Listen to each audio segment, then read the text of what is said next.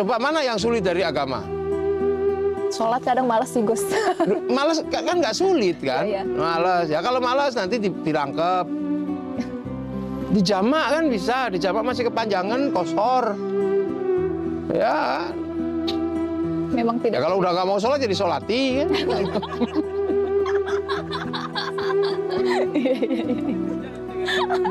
Apa-apa. Ya itu kan miss call kan, miss call provider itu sholat itu sehari miss call 5 kali. Kalau mau miss call mingguan ya nggak apa-apa. Jumatan, miss call tahunan. Ya kan, miss call kan. Ada yang nelponnya lama. Akbar. Itu komunikasinya lama gitu, khusyuk itu. Ada yang miss call itu kan. Halo, ya sudah. Iya benar, tergantung ya. Iya, pulsanya juga dikit. Kalau Allah Akbar, pulsanya banyak. Bismillahirrahmanirrahim. Ada ting ting ting bakso gitu kan. Ada yang begitu, macam-macam. Gus, ini mungkin agak lebih apa ya ke dimensi yang memang lebih gaib karena berhubung kita juga wawancaranya di samping Ya, ya, makam. Jadi kalau misalnya apakah memang ada orang-orang tertentu yang ditarik gini ya oleh Tuhan gitu ke arah tarekat melalui mimpi gitu? Terus mungkin ya. Ada juga. Ya, itu perspektif itu Allah lah yang kasih yang begitu-begitu. Cuman kan biasanya orang tarekat itu memang sering ketemu dengan makhluk-makhluk begitu. Maksudnya memang bersentuhan dengan dimensi yang gaib. Iya, coba misalnya begini. Ini jin ini kan kalang kabut sekarang. Karena nggak dengar Quran. Jadi nggak dengar wong suka masjid pakai kaset. Kan nggak dengar Quran. Nah, jin itu rindu, dia pengen dengar Quran, jin Islam itu. Karena wa ma khalaqtul jinna wal insa illa liya'budun. Di Indonesia apa yang paling banyak kalau menurut Gus Muafiq tarekat pengikutnya ya? Anu per daerah kan? Ya. Daerah-daerahan kalau di Aceh sana Samaniyah.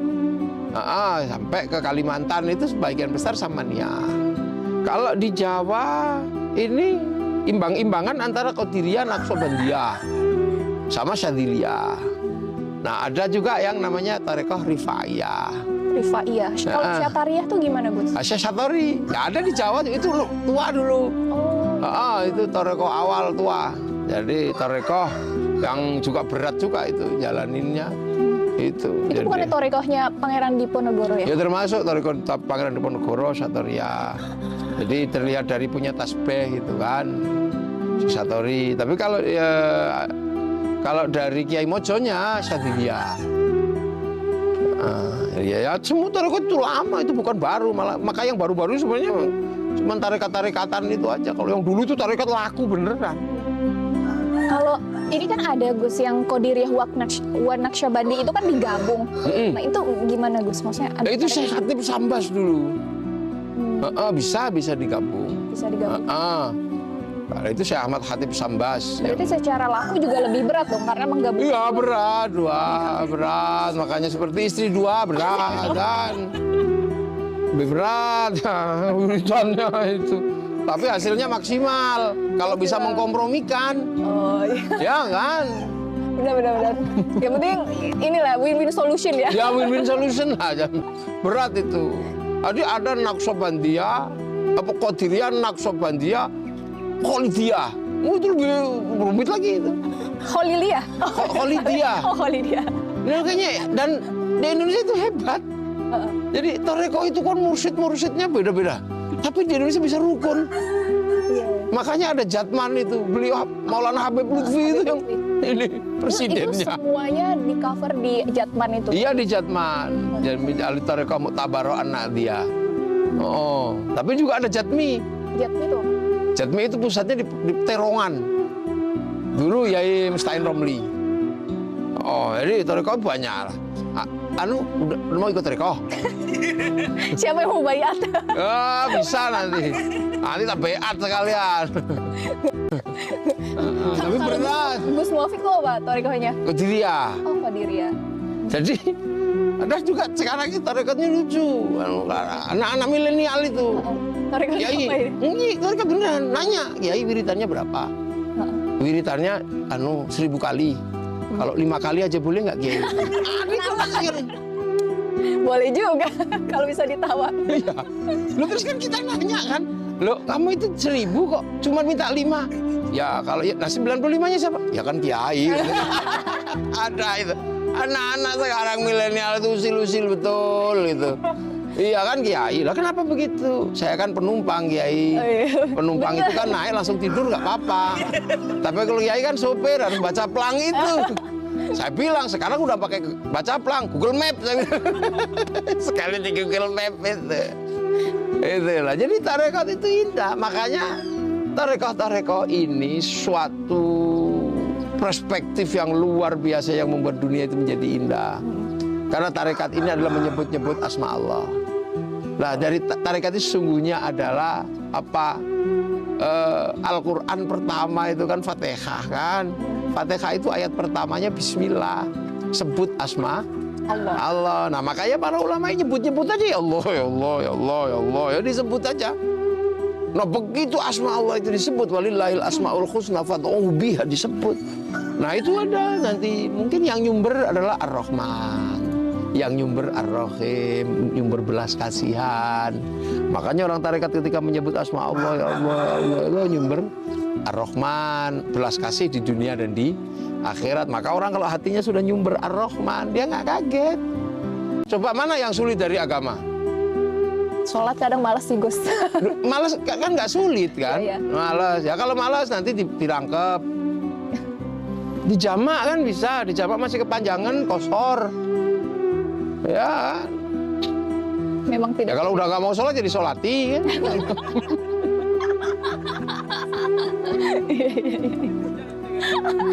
Apa-apa.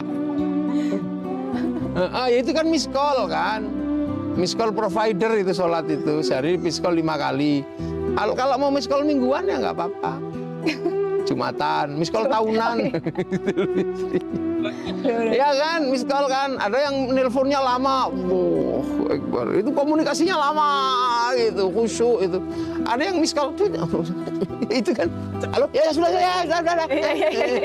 Iya benar, tergantung jadi. Iya, pulsanya juga dikit. Kalau Allah Akbar, pulsanya banyak. Bismillahirrahmanirrahim. Ada ting ting ting bakso gitu kan. Ada yang begitu, macam-macam. Gus, ini mungkin agak lebih apa ya ke dimensi yang memang lebih gaib karena berhubung kita juga wawancaranya di samping Ya, ya, makam. Jadi kalau misalnya apakah memang ada orang-orang tertentu yang ditarik gini ya oleh Tuhan gitu ke arah tarekat melalui mimpi gitu? Terus mungkin ya. Ada juga. Ya, itu perspektif itu Allah lah yang kasih yang begitu-begitu. Cuman kan biasanya orang tarekat itu memang sering ketemu dengan makhluk-makhluk begitu. Maksudnya memang bersentuhan dengan dimensi yang gaib. Iya, coba misalnya begini. Ini jin ini kan kalang kabut sekarang. Karena nggak dengar Quran. Jadi nggak dengar dong, suka masjid pakai kaset. Kan nggak dengar Quran. Nah, jin itu rindu. Dia pengen dengar Quran, jin Islam itu. Karena wa ma khalaqtul jinna wal insa illa liya'budun. Terus? Ini Gus, apakah untuk mengikuti tarekat Gus orang harus pertama memperbaiki syariatnya dulu atau bagaimana sebagai syarat Ya dasar? ada orang yang punya kesempatan untuk memperbaiki syariatnya, ada orang yang punya kesempatan. Tapi kan ada orang yang seumur hidupnya itu nggak punya kesempatan sudah. Dari kecil nggak ketunggon orang tua, terus habis itu hidupnya susah. Iya, menikah, suaminya pergi atau tinggalin anak. Untuk belajar syariat itu susahnya udah seperti itu. Apakah kemudian ketika dia datang kepada kiai, wah kamu ini harus belajar, udah yang sabar, istighfar, mohon kepada Allah. Tapi saya nggak punya baju, kiai kalau mau sholat bersih, sudah seadanya. Gitu. Jadi itu sebenarnya karena tarekat itu tidak mungkin meninggalkan syariat. Iya. Tapi orang bersyariat itu kadang memang tidak sampai kepada ilmu-ilmu tarekat. Tapi kalau orang bertarekat pasti bersyariat. Makanya kalau tinggal cuman di tarekat biasanya agak longgar. Tapi aku salah lagi kiai, ya nggak apa-apa istighfar. Besok lagi gitu lagi, salah lagi kiai, nggak apa-apa istighfar lagi. Terus gimana? Malaikat juga tahu sampean manusia salah kan gitu. Jadi sebenarnya agama itu mempermudah ya. Mudah sekali. Beragama itu malah biar mudah kok. Bukannya beragama itu menjadi semakin sulit, beragama itu biar mudah. Iya kan? Coba mana yang sulit dari agama? Nah, dia cari kemana?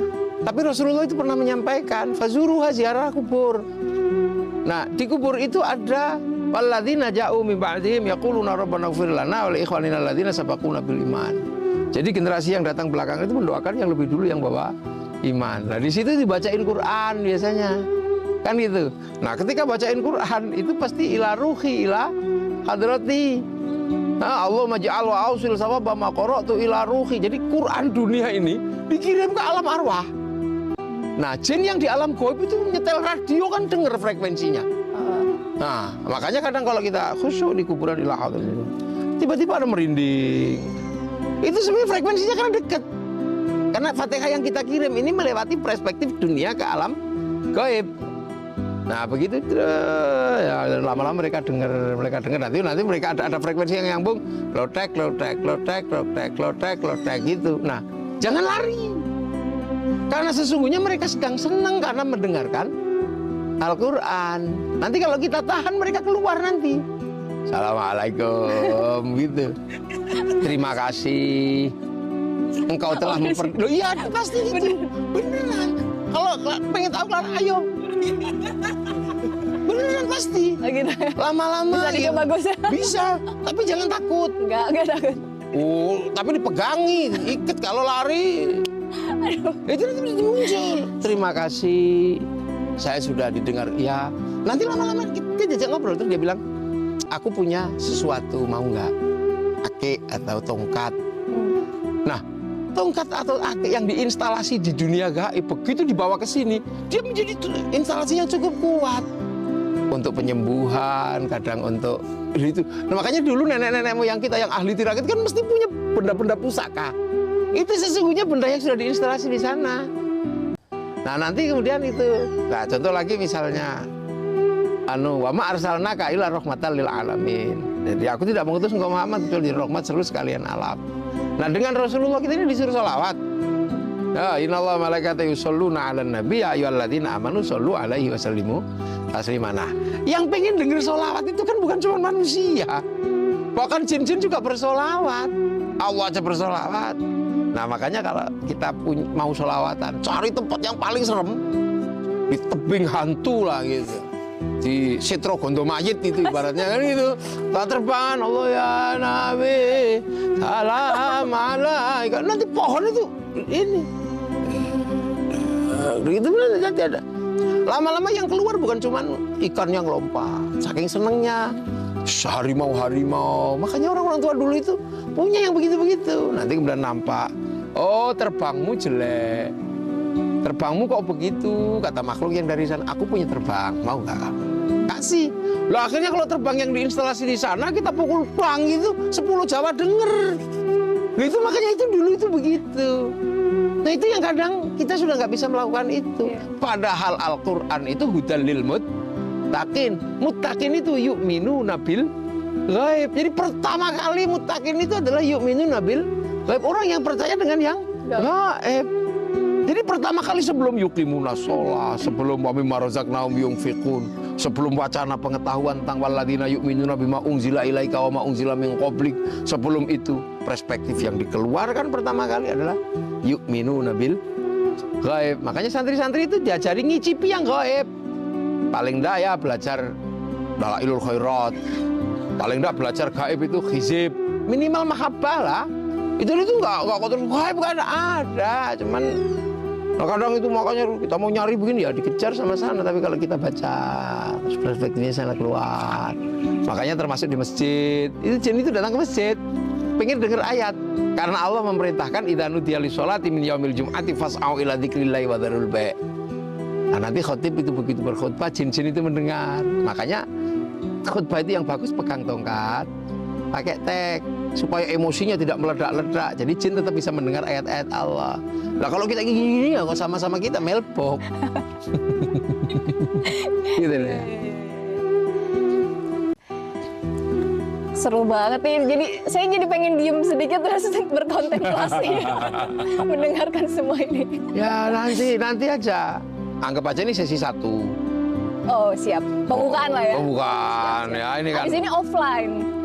Offline. Oh iya, Kalau offline. ini kan online. Sekalian itu tak suruh keluar yang di situ-situ kan. Ya paling nggak baunya dulu lah yang keluar. Ya. Ini keluarga, makam keluarga. Nah, maka masyarakat di sini. Jadi itulah tarekat ya. Nanti kapan-kapan lah tak jadi tarekat yang lebih yang punya konsentrasi terhadap experience of religion, bukan semata-mata wacana ya. Oh, tapi bukannya semua tarekat memang punya experience of Punya, tapi itu ya mursyid-mursyidnya lah. Kalau semuanya begitu nanti berat juga. Nah, kalaupun ada yang tidak mursyid tapi bisa seperti itu, nanti biasanya given, pembelian dari Allah, laduni lah.